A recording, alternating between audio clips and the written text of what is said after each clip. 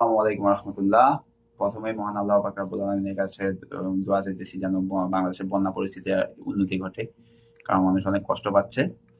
আহ এই ভিডিওটা আমি বানাচ্ছি মূলত যারা বন্যা দুর্গত এলাকার পাশাপাশি যে এলাকাগুলো আছে যেখান থেকে ত্রাণ নিয়ে যাচ্ছে, সাহায্য করার চেষ্টা করতেছে তাদের জন্য। কারণ বাহির থেকে যারা আসতেছে, তারা যে ত্রাণ নিয়ে আসতেছে, শুকনো খাবার বা অন্যান্য জিনিস, ওরা তো আসতেছে, পাশাপাশি ওদের কিছু লিমিটেশন আছে।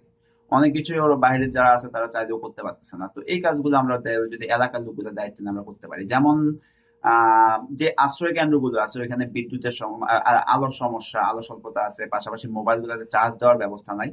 সো যদি একটা ছোট ছোট পোর্টেবল জেনারেটর গুলো আমরা ডেকোরেটর থেকে ভাড়া নিতে পারি, ভাড়া নিয়ে কিছু লাইটের অ্যারেঞ্জ করতে পারি, আশ্রয় কেন্দ্রগুলো যদি ব্যবস্থা করি, তাহলে কি হবে? সাধারণ মানুষ আলোর স্বল্পতাটাও কাটলো, পাশাপাশি মোবাইল গুলোতে চার্জ দিয়ে পরিবারের সাথে সবার সাথে যোগাযোগ করার সুযোগ পাইল। ঠিক আছে। সেকেন্ড বিষয় হচ্ছে সিলিন্ডার এবং গ্যাসের চুলা, এটা আমরা অ্যারেঞ্জ করে এই আশ্রয় কেন্দ্রগুলোতে আমরা প্রোভাইড করতে পারি। অনেকের কাছে চাল ডাল আছে, বাট আগুন জ্বালানোর মতো বা রান্না করার মতো কোনো ব্যবস্থা নাই, ওইখানে আমরা এই জিনিসটা প্রোভাইড করতে পারি। টেম্পোরারি প্রোভাইড করেন, সমস্যা নাই। আর তৃতীয় বিষয়টা হচ্ছে যারা অনেকেই ঘর বাড়ির মায়াটা আসলে পুরোপুরি ছাড়তে পারে নাই, তো দেখা যাচ্ছে যে আমাদের কুমিল্লাতে নদীর পাড়ে অনেকে আশ্রয় নিয়েছে। তো তারা এই বৃষ্টি ঝড় বৃষ্টির কারণে না খুব খারাপ একটা সময় কাটাচ্ছে। একে তো বন্যায় নিজের বাড়ি ঘর নাই, পাশাপাশি যেখানে অবস্থান নিচ্ছে ওই জায়গাটার অবস্থাটাও খুব একটা ভালো না। সো ওই জায়গাতে আপনারা যদি যারা সাহায্য করতে চান, তারা যদি কিছু প্লাস্টিকের ভারী কোনো প্লাস্টিক নিয়ে বাঁশের মাধ্যমে যদি উপরে একটু ছাউনি, সাইডে একটু ছাউনির ব্যবস্থা করে দেন, এটা ওনাদের অনেক উপকার হবে। আর লাস্ট যে ব্যাপারটা আমি বলতে চাই, শুকনো খাবার তো বাইরে থেকে প্রচুর পরিমাণে আসছে। সো আমার বাংলা কুমিল্লা এলাকাবাসীদের প্রতি অনুরোধ, তারা রান্না করা খাবার দেওয়ার চেষ্টা করেন। এবং এই ক্ষেত্রে কি হবে, আপনারা খিচুড়ি, সিম্পল কিছু খিচুড়ি, ভাত আর মুরগি বা সবজি এই টাইপের কিছু প্যাকেটজাত করে আপনারা দিতে পারেন। আর এই জন্য আপনার একটা বেনিফিট পাবেন কি, যারা আর্থিকভাবে সহযোগিতা করতে পারেন, আপনারা যদি ত্রাণ নিয়ে যাওয়ার আগে জানিয়ে দেন যে আগের দিন যে আমরা কালকে মুরগি আর সবজি, মুরগি আর মাছ, মুরগি আর অথবা খিচুড়ি, ভাত আর খিচুড়ি, সরি খিচুড়ি, তারপর ভাত আর মাছ, এই জাতীয় কিছু নিয়ে যেতে যাচ্ছি। তো এলাকাবাসীকে জানিলেন, যারা যারা অনেকে দেখা গেল টাকা দেয় না কিন্তু 5 কেজি চাউল রান্না করে আপনাদেরকে এনে দিয়ে গেল।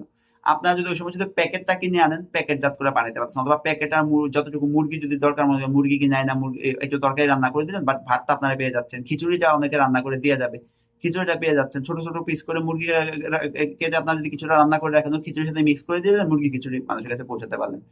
তো আর এই প্যাকেট গুলা নিয়ে আপনারা সরাসরি মানুষের কাছে গিয়ে পৌঁছানোর দরকার নাই, যেখান থেকে ভলেন্টিয়াররা বিভিন্ন বোট যাচ্ছে, ওই বোটের মধ্যে গিয়ে আপনারা 20 প্যাকেট, 50 প্যাকেট এরকম মানুষের কাছে পৌঁছাই দেন।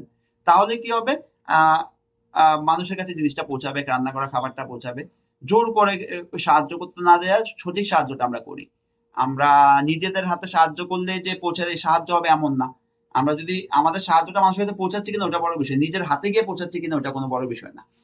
তো আশা করি আপনারা এই আইডিয়া গুলো ব্যবহার করার চেষ্টা করবেন যদি আপনার কাছে পছন্দসই মনে হয়। পানি, আমি অলরেডি একবার একটা কাজ করেছি, আমি খালি পানির বোতল কিনে, 5 লিটারের বোতলটা কিনে ওইটার মধ্যে পানি ফিল আপ করে এরপরে পাঠানোর ব্যবস্থা করেছিলাম। যদিও আমি বাইরে আছি, আমি দেশের থেকে আমার পরিচিত লোকদের দিয়ে ব্যবস্থা করেছিলাম। তো এই ব্যবস্থাটা আপনারা গ্রহণ করতে পারেন, খাবারের বেলা, পানির বেলা, যে আপনারা প্যাকেটটা কিনলে না, খাবারটা আপনি সাধারণ জনগণের থেকে, যেখান থেকে আপনি কমে পাচ্ছেন বা ফ্রি পাচ্ছেন, ওইখান থেকে কালেক্ট করলেন। তো দোয়া রইল সবার জন্য। আল্লাহ সবাইকে সুস্থতা দান করুক। আল্লাহ হাফিজ। আসসালামু আলাইকুম।